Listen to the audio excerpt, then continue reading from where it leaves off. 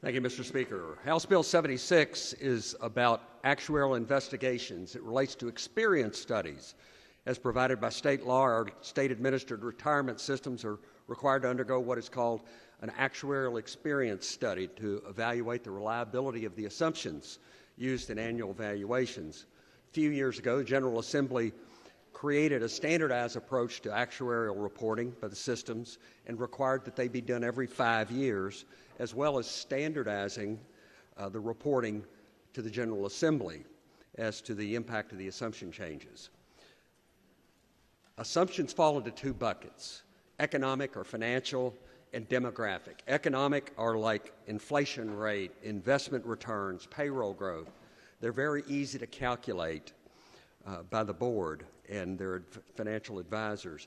Demographic assumptions, on the other hand, require actuaries, and that's what happens to people, such as rates of retirement, mortality rates.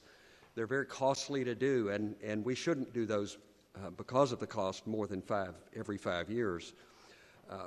Systems can choose to do it more frequently if they vote to do that.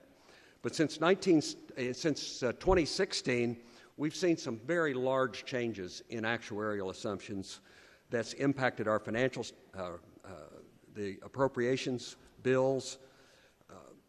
We need to look at making changes, which this bill does, to smooth the future impacts, large impacts, by having economic assumptions, which is 2/3 of the impact traditionally, reviewed by an economic experience study, again, every 2 years, while retaining a 5-year for the demographic assumptions.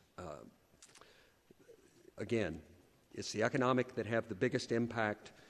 We would make this reporting process consistent with our budget preparation every biennium so that it would be much easier for all involved and not require decision-making by the board of when to do that. The proposed changes in this bill do not affect the current biennium budget that we're working on now, but it will affect fiscal year 2024 and beyond. Mr. Speaker, if there are no other questions, I move passage of House Bill 76.